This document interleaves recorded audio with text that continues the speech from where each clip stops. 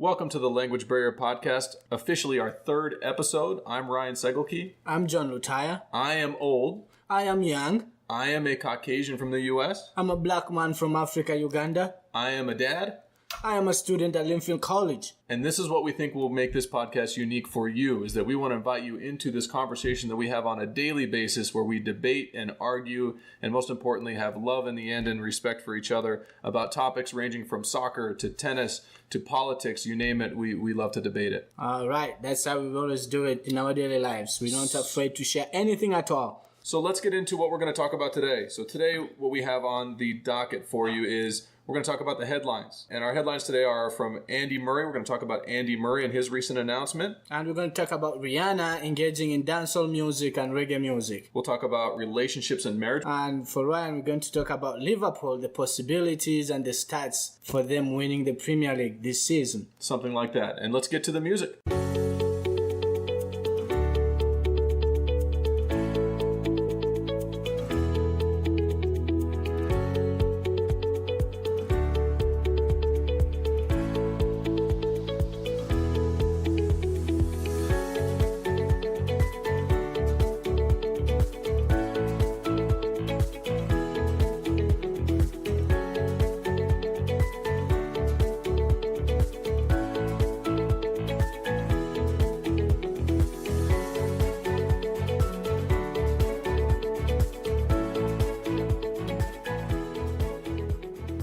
First thing on the list today, we'll go through today's headlines, is my headline is with Andy Murray.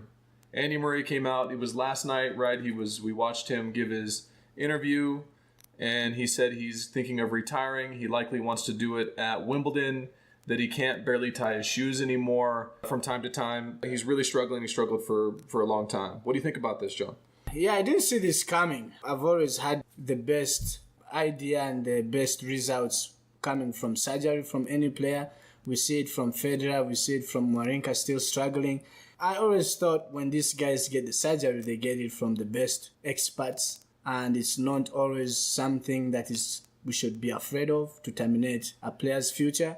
So for Andy Murray to come out and surprise the world, how pain is deep in him, that really shocked me too. I think of it as a disappointment, a big loss to the game. Andy Murray is considered to be one of the big four in the game.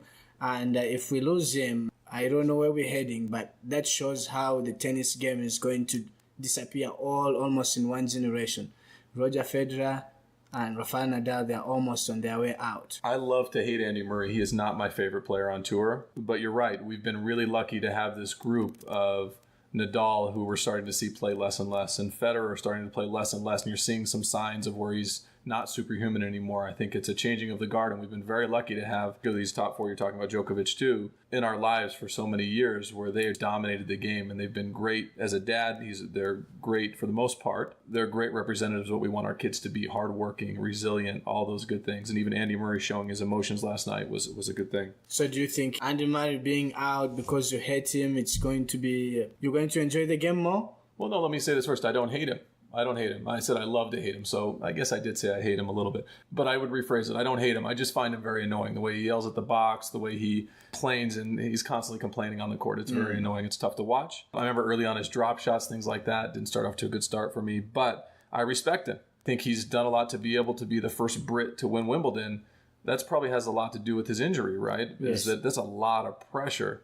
And to see him fight through it too, I can remember if it was last year and the year before, you just see his movement has not been the same. That's a problem. And I'll say one last thing is that, he gave Emily Mauresmo a chance to coach when nobody else was letting women coach on the men's tour specifically. So kind of equality for women specifically. And I would guess he learned that from his mom, who's a very strong woman. And so I've got to give him a lot of credit for what he did for the game in that aspect. Okay. For me, I'll miss Andy Murray. He's always been my player. I've always admired his game. Very unique game. Skipping to my topic, my headline of this podcast, I have some interesting news, especially on my side and all the lovers who love reggae music. Rihanna is coming out to engage more in reggae music and dancehall, about to release an album. Album could be named R9. Yeah, basically the album is there to uplift the music, Jamaican music, reggae music. Yeah, before we go further into the details, Juan, I want you to share your experience with Rihanna as an American girl moving into my world. What do you think? I will share that I am married to a beautiful black woman, and I think she's another beautiful black woman. That's what and I listened to some of her early music, but I'll share with you that, that I went to a party and I had to come up with, choose 10 songs from the top 50 albums of last year.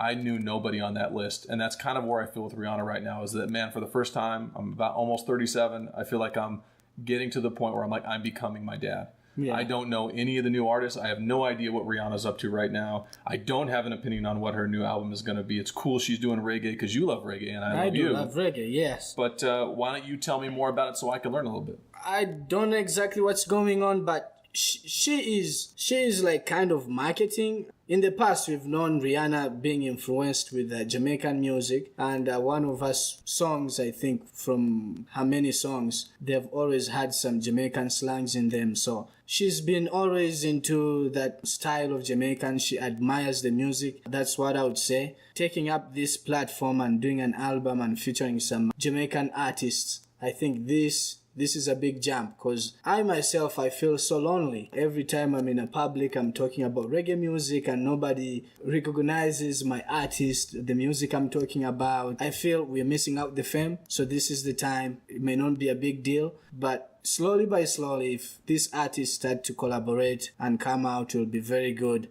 Recently, we've seen DJ Khaled. If you've been following him, he went to Jamaica to see Buju Banton when he was released from prison in Georgia. So you see things like those ones, big names all over the world coming in to support this great music with great message, inspiration. I feel it's a big leap. I'm looking forward to that. Yeah, that makes good sense. It sounds like maybe Rihanna can help bring reggae to the mainstream. That's right. Yeah, and it looks like I was just looking up while we're here, since I don't know a lot about what Rihanna's up to now. The first headline, Rihanna parades booty in Slash Savage Fenty lingerie. So maybe she's starting to promote her new album by posing in lingerie now. Yeah. Does that make sense? Yes. Okay. All right. Is that all you have for that topic? Yep. All right. So Rihanna putting out a new reggae album, promoting it in lingerie. Sounds good to me. And we'll go on to the questions of the day. John, you have your first one in relationship and marriage, yeah? Yeah, relationship in marriage.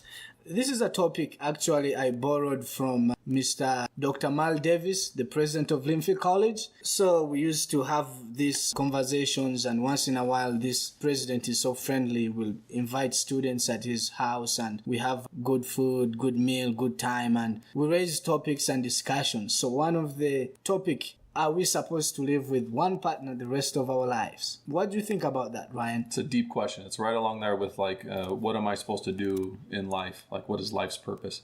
It's a great question.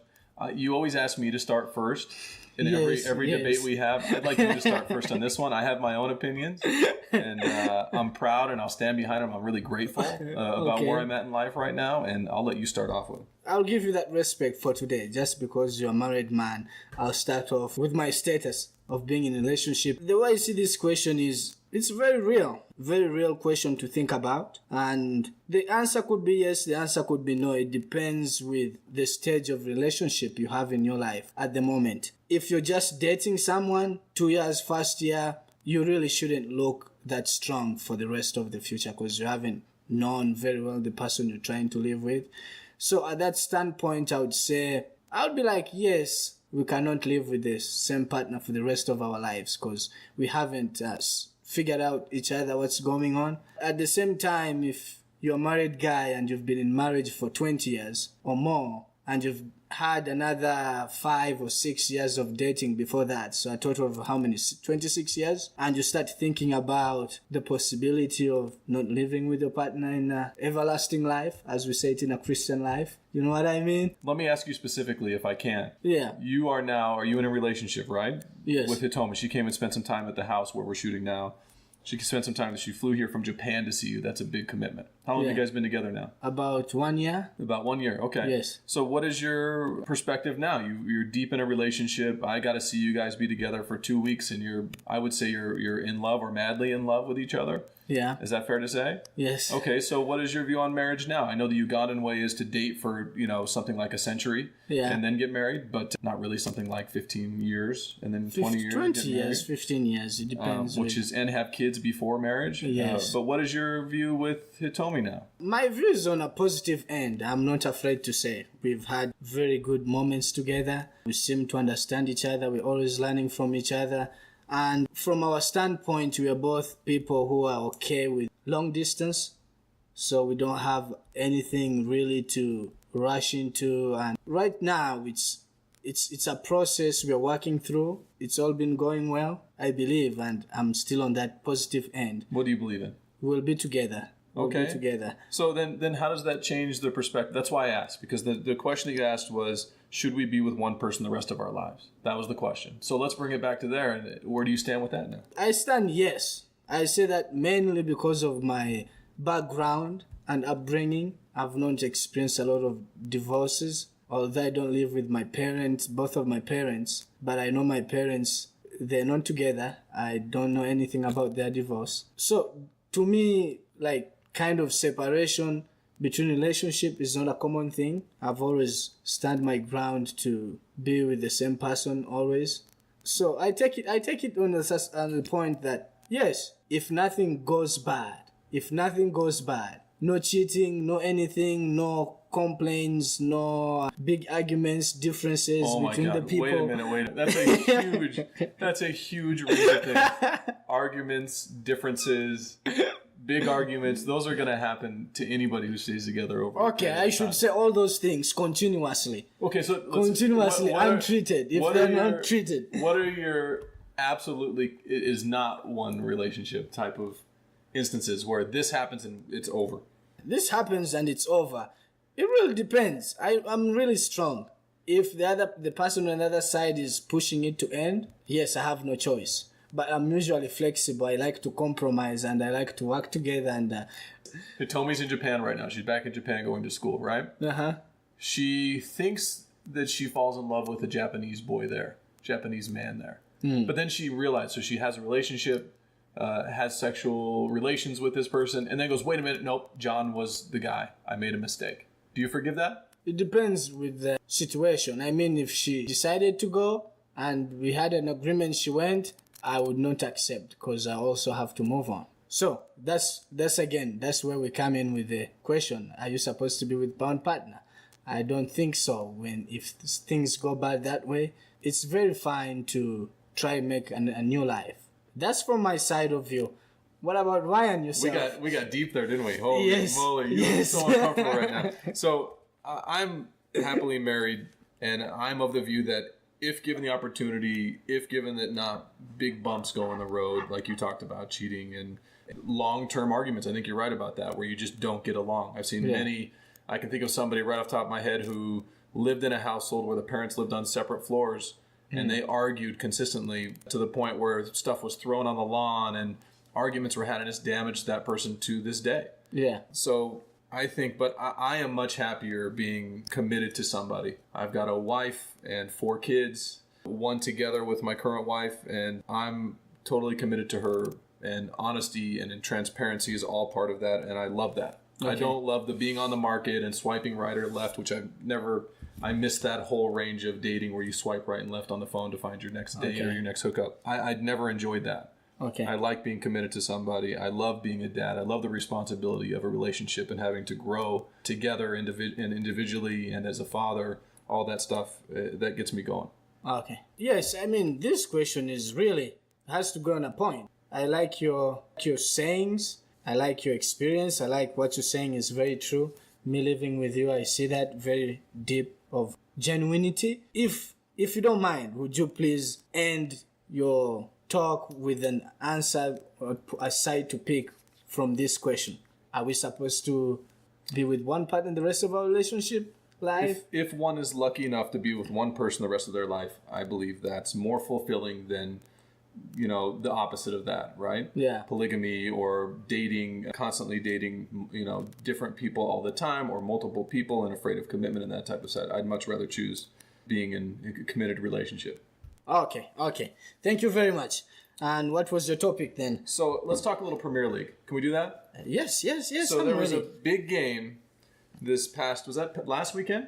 Yes, last weekend. Wow. Was it? It seems like it was a month ago, and I'm trying to forget it like it was 10 years ago. I remember I beat you so bad.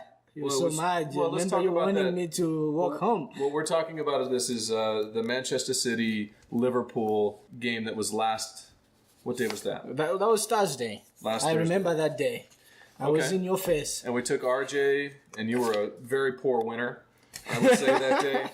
And Manchester City won, so I'm a Liverpool fan, and John is a Manchester City fan. Manchester City. The Noisy Neighbors. Our title is The Noisy Neighbors. Is that right? Yes. Oh, I didn't know that. And do you know what's your title? What's that? What's your theme? What's your slogan? Go ahead. Oh, you know it. I can say it for you. Share it with me, though. No, you know it. You know it. You say it. I'll tell you I'm the noisy neighbor. They're waiting. No. What? Liverpool, you'll never walk alone, right? Never walk alone. I didn't know yours was the noisy neighbor. Oh, yeah, we are the noisy neighbors. So every time I'm playing, I have to make some noise for you. RJ is also a Manchester City fan, my 6-year-old son. So we were all at the pub at Three Lions watching the horror show of a game. And I think it was a good game, actually, overall. I'm actually not against Manchester City. I just like Liverpool more. Yeah. And it was a great game. I had a good time watching it. And I think that either team could have won, frankly. I think there was one of the shots, I can't remember, from Man City that went off the post and in. And then Liverpool had a couple chances that went off the bar. Yeah, so one it was, from Sadio Mane. So a few things go one way or another. Liverpool maybe wins, maybe we end up with the tie. But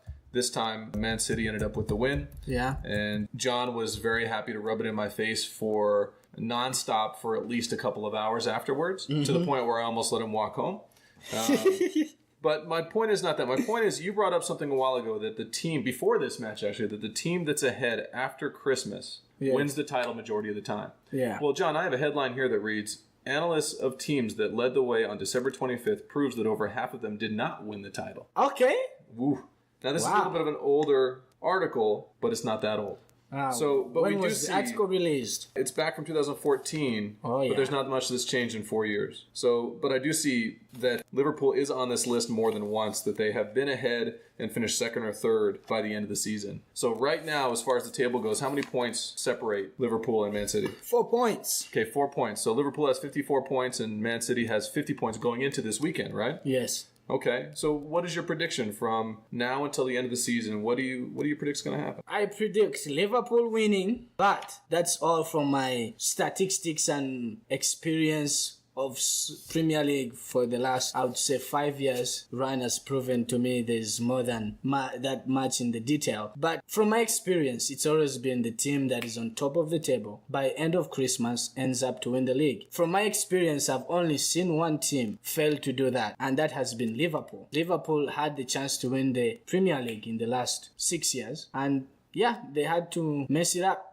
towards the end and to keep the long drought going. So if they have to do it again, if they didn't learn from their mistakes, I would say Man City, we are coming and we're going to take the cup. I think it's going to be tough. So let's go over some of their next fixtures and tell me what you think, where they stand. So first one, tell me what your prediction will be. John, I have to say, is ridiculously good at predictions. I have not seen you miss a prediction in the last 6 to 12 months. I mean that. You'll predict something and it will come true. Thank you. I'm not. I don't gamble on sports, but I think I should probably start gambling on sports. But so Liverpool, Crystal Palace is this weekend. How do you see that one going? Liverpool, Crystal Palace. I see Liverpool winning at least 3-0 or 3-1. You're right. Crystal Palace is struggling this year, Ron. What about they play Leicester City on the 30th of January? What do you think about that one? Oh, Leicester City is an unpredictable team. They've won the Premier League not too long ago, and they've proven to be a strong team within the league, although they have ups and downs against the big teams. So that is a big game to predict. It will depend with who is home. Do you have do you have home game, away game? I think that will help us see somewhere where we're kicking in. It'll be at Liverpool. It will be at Liverpool. So if the match will be at Liverpool, I'll say at least a draw. Or Liverpool will win it on the Well, which one? Is it going to be a draw or is it going to be Liverpool win? I'm going to go for a draw. Oh my gosh. I think you're wrong on that one. I predict a win there. Yes, Man City. What about the at West Ham on February 4th? West Ham. West Ham is home. I'm going to take it a draw. at most. God. Yeah, Well, this still looks Liverpool is good. in trouble. But Liverpool is in trouble. a draw is okay for Liverpool, though. But you lose 2 points. Liverpool versus Burnley. Oh, that's win. Win for Liverpool. Easy win. Okay, so next one is at Man United versus Liverpool. Oh, these are the games that I was talking about. Always. Yes. Games that are going to affect Tell me. Liverpool. Either to win the cup or lose the cup. For this game, I'm going to say Manchester United is winning. Oh my gosh, Paul Pogba is back. Yeah, I'll pick Liverpool. Uh-huh. I almost said Man United because I do like Man United. I think Lukaku is still not playing his best. Okay. Pogba's better. Mourinho's out. They're looking better than ever, right? Uh-huh. Okay, so next one is Watford at Liverpool. Watford at Liverpool. That's going to be Liverpool. All the way. And next one is Everton versus Liverpool, and that's at Everton. Going to say, wow, Everton has been struggling. I'll give it to Liverpool. Ooh, at Everton. Okay. All right. What about Liverpool, Burnley at Liverpool? Oh, Liverpool. Definitely. Wait, are we That's an doing easy predictions till the end of the season? Oh, yeah. Oh, no. What about Fulham, Liverpool? Putting you on the spot.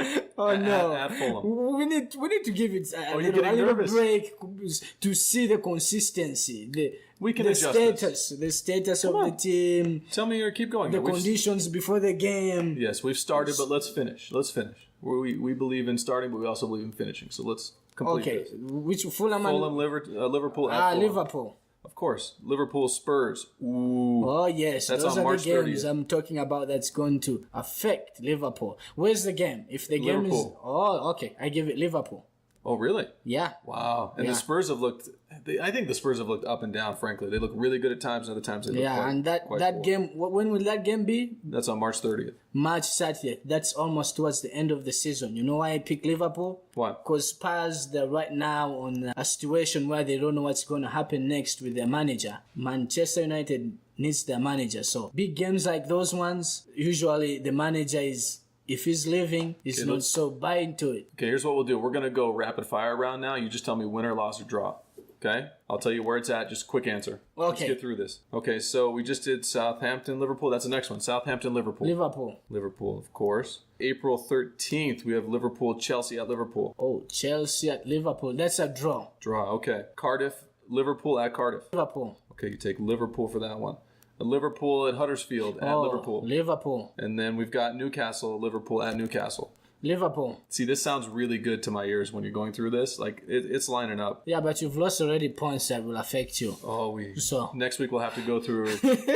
Next week we'll have to go through Manchester City's schedule, and you can predict those as well. I'll leave that to Liverpool you. Wolves, who Liverpool just lost to the Wolves. Liverpool Wolves at Liverpool. Oh, Liverpool. It will be a revenge. If they don't, they're the worst team. I'm looking at this, and here's what it sounds like too to finish off: win, draw, win, loss, win, draw, win, draw, win. Yes. I think that lines up to a Liverpool victory. They're going to win the Premier Cup. You lose how many? 3, 4? I give you like 2 draws and how many losses? I'm not sure. Only about two losses. 2 losses, 2 draws. That's a total of how many? 8 points. Okay. We'll have to go through Man City's schedule next, but things are looking good for Liverpool, and learn how to be a better winner next time, will you? Okay. So that ends us our podcast for today. Rate us 5 stars on iTunes. And follow us on our email, languagebarrierpodcast@gmail.com. That's right. Send us your questions at languagebarrierpodcast@gmail.com. We'll see you next Yes, time. and don't be afraid to share with your friends. Sharing is caring. All right. See you next time. Bye-bye.